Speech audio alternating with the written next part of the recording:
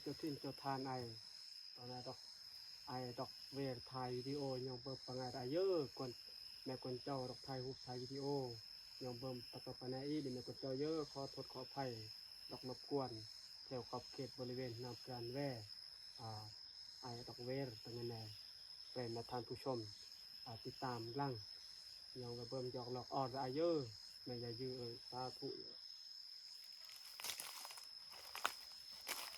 อันนี้แน่แน่วันกระตรงไรแม่เราแม่งานเราดอกตักตรงแน่วันเนี่ยเพราะว่าตรงไรเราเป็นเขตเพราะว่าบอลแน่ๆโอ้คนลุกพี่เนาะโอ้ยคนลุกเอ้ยดอกเวรเวรถ่ายวิดีโอเพื่อไปแวกหลังสถานที่แน่มางลาวเตาอื้มเพราะว่าเป็นเขตย่ำพี่น้องแวกหลังแต่ว่าเราไปตอมทำเพราะว่าย้อนไง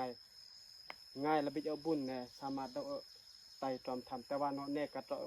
เราเขตก็คือเนาะแน่เป็นคือแบบว่ากวนเจ้าเนาะเขาชื่อว่า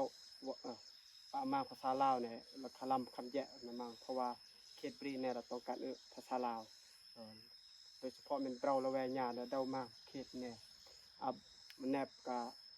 พาเบาเวงแวพาแม่ท่านผู้ชมเวกลางแบนตินติเกินตินติไอ้กูดุนมึงแน่เนี่ยคนลุกเลยคนลุกขนาดจนบนดูชิชดจักมันจะเหี้ยง